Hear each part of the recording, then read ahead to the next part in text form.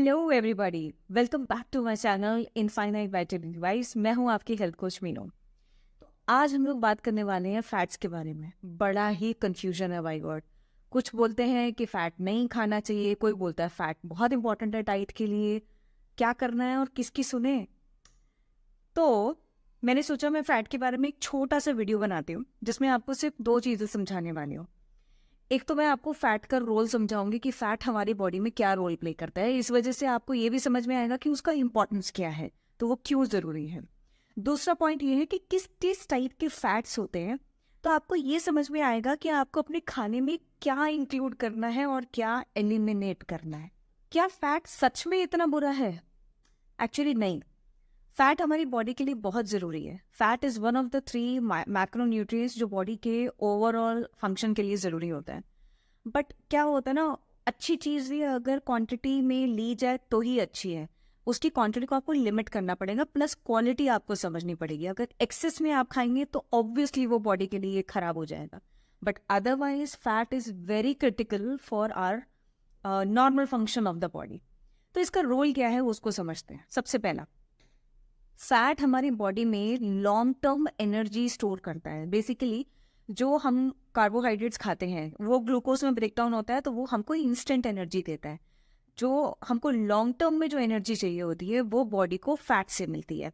तो फैट की जो बर्निंग होती है, वो बोलते हैं ना कि जब आप प्रोलॉन्ग टाइम जब आप खाना नहीं खाते हैं या बॉडी को फीड नहीं करते हैं, उस टाइम फैट बर्निंग शुरू होती है। मतलब कि बॉडी को तो एनर्जी तो फिर भी चाहिए ना, काम तो फिर भी कर रही है बॉडी, उस टाइम फैट की बर्निंग होती है। मतलब बॉडी एनर्जी लेती है फैट से। तो fat is a long term energy source for a body. Second, हमारे जो बॉडी के सेल्स हैं उनका जो मेम्ब्रेन स्ट्रक्चर है ना, that is fat based. Okay, तो fat is very important for the overall maintenance of the cell and for the fluidity. Third, fat is very important for a couple of vitamins to get absorbed in body. So vitamin A, D, E, K, ये सारे के सारे fat soluble vitamins हैं। अगर body में fat नहीं होगा या आप इनको फैट के साथ कंबाइन करके नहीं खाएंगे तो इनका आपको जो फायदा है इन विटामिन्स का वो नहीं मिलेगा। तो एक बार इन विटामिन्स के बारे में भी फटाफट समझ लेते हैं ताकि आपको ये समझ में आए कि अगर इन विटामिन्स की डेफिशिएंसी हुई तो आपकी बॉडी में क्या प्रॉब्लम हो सकती है, एंड देन अकॉर्डिंगली आपको ये भी समझ में आएगा कि फैट क्यों इंपॉर्टेंट है। Vitamin A, it is very essential for our vision, it's important for our skin, it's important for our mucous membrane and overall immune system. Then vitamin E is it acts as an antioxidant in our body. It supports our skin health plus our immune system. Vitamin D, it facilitates the absorption of calcium in the body. Calcium की absorption के लिए vitamin D बहुत ज़रूरी है। Then it also supports the immune system. Vitamin K is important for blood clotting. जो blood में clotting बहुत ज़रूरी है। जब आपको चोट लग जाती है तो blood में जो निकलता है बॉडी से उसका clot होना ज़रूरी है to stop the bleeding. Also it helps in bone health and its growth. Next आता है hormone production. Couple of hormones like estrogen, testosterone, cortisol, इन सब की रिप्रोडक्शन प्रोडक्शन के लिए हमको फैट की ज़रूरत पड़ती है। और ये सारे हार्मोन्स हमारी बॉडी के वाइटल फंक्शंस में बहुत हेल्प करते हैं। सो ओवरऑल जो बॉडी का मेटाबॉलिज्म है, जो ओवरऑल बॉडी की फंक्शनिंग है, उसमें ये बहुत इंपॉर्टेंट रोल प्ले करता है। नेक्स्ट आता है ब्रेन। ब्रेन तो आप ये मान के चलो 60% फैटी है। Omega 3 is very important for our brain function. So fat is very important for for brain functions like mood हो गया, मेमोरी हो गया, या जो कॉग्निटिव परफॉर्मेंसेज होती हैं ब्रेन के, वो सब डिपेंड करती हैं कि ब्रेन में कितना अच्छा क्वालिटी ऑफ फैट जा रहा है कि नहीं। Fat also keeps the body warm. ठीक है, तो हमारे जो वाइटल ऑर्गन्स हैं उनको प्रोटेक्ट भी करता है फैट, और बॉडी को टेम्परेचर जो है ना उसको भी थोड़ा सा इंसुलेटेड रखता है। बेसिकली बॉडी को इंसुलेटेड रखता है। सो ये तो समझ लिया हमने कि फैट हमारे लिए कितना इंपॉर्टेंट है। अब ये भी समझ लेते हैं कि अगर फैट की डेफिशिएंसी है बॉडी में तो क्या प्रॉब्लम्स आती हैं। देखिए, फैट अगर डेफिसिट है बॉडी में तो आपको आपके नेल्स टूटने लगेंगे, यू विल हैव क्रैक या ब्रिटल नेल्स होंगे। आपके बालों में स्प्लिटेंस आ जाएंगे, बाल ड्राई हो जाएंगे, स्किन ड्राई हो जाएगी, आँखें ड्राई हो जाएंगी आपकी।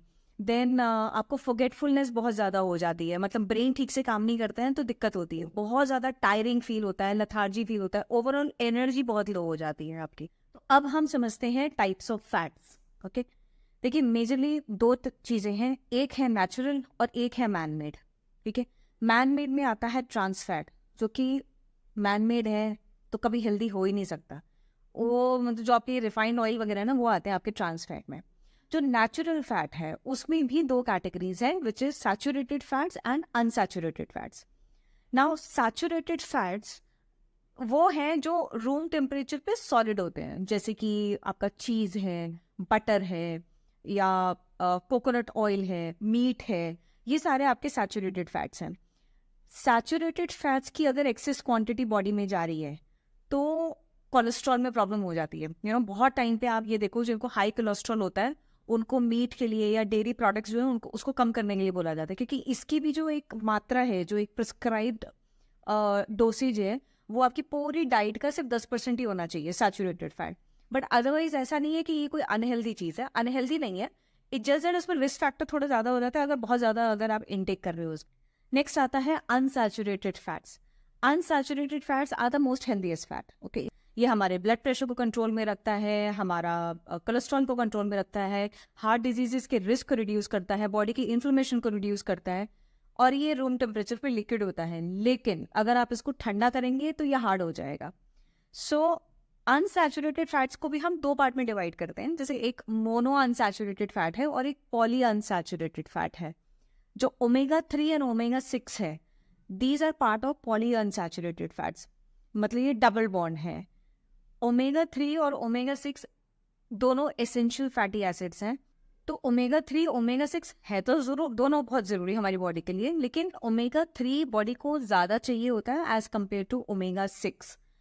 ओमेगा 3 बात करें, अगर प्लांट बेस्ड बात करें तो आपको वॉलनट है, फ्लैक्सीड है, उससे मिल जाता है। नहीं तो फिश है, जिसमें सैल्मन आता है, मैक्रेल आता है, उनके फिश ऑयल भी आते हैं। दिक्कत यहाँ पे ये हो रही है अभी कि ओमेगा 3 और ओमेगा 6 का जो रेशियो है कंजम्पशन का, वो हमारा गड़बड़ाया हुआ है। हमारी बॉडी को ज़रूरत है ज़्यादा ओमेगा 3 की, लेकिन आज की डेट में जो हम कंज्यूम कर रहे हैं वो ओमेगा 6 ज़्यादा कंज्यूम कर रहे हैं हम लोग। तो उसकी वजह से क्या हो रहा है ना, बॉडी इन्फ्लेमेशन ज़्यादा हो रहा है बॉडी में, बिकॉज ओमेगा 3 जो है वो एंटी इन्फ्लेमेटरी है और ओमेगा 6 जो है वो प्रो इन्फ्लेमेशन है। अब बात कर लेते हैं ट्रांस फैट के बारे में। ट्रांस फैट है कुछ भी नहीं, it's a processed food basically. तो आपके फ्राइड फूड्स हैं, ये जो वेजिटेबल ऑयल हैं, ये सारे ट्रांस फैट हैं। वेजिटेबल ऑयल जो है ना, उसको एक फर्दर प्रोसेस किया जाता है which is like hydrogenated to increase its shelf life. उसकी वजह से उसका जो फैट कंपाउंड है वो और ज़्यादा खराब हो जाता है हमारी बॉडी के लिए। तो जो ये ट्रांस फैट है, ये बॉडी का जो बैड कोलेस्ट्रॉल है उसको इंक्रीज करता है, और जो गुड कोलेस्ट्रॉल है, जो एचडीएल है, उसको ये रिड्यूस करता है, जिसकी वजह से आपके हार्ट स्ट्रोक्स की रिस्क बढ़ जाते हैं, टाइप 2 डायबिटीज़ का रिस्क बढ़ जाता है, ओबेसिटी बढ़ जाती है, तो हेल्थ के बहुत सारे इश्यूज आते हैं। So trans fat is a man made thing, very unhealthy. आप इसको प्लीज़ डाइट से निकालिए। You should have unsaturated and saturated fat both in a good mix in your diet. तो अब क्वेश्चन ये है कि फैट खाना चाहिए कि नहीं खाना चाहिए? ऑफ कोर्स खाना चाहिए, बिल्कुल खाना चाहिए। थोड़ा बस माइंडफुल होके खाना चाहिए। You need to choose the right kind of a fat in the right quantity. जो डेली डोसेज है, depending upon your physical need, your activity level, किसी की भी डाइट का इट वेरीज फ्रॉम 20% to 35%।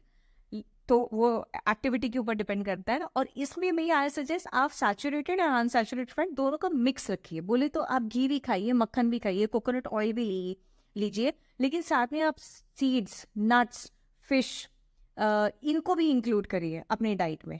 अगर आप वेजिटेरियन हैं तो डेफिनेटली आप अवोकाडो ले सकते हैं, या आप चिया सीड लीजिए, फ्लैक्स सीड लीजिए। So if you like the content, please like and share and subscribe my channel for more such content. Until my next video, keep spreading infinite vitality vibes. मैं हूँ आपकी health coach Meenu.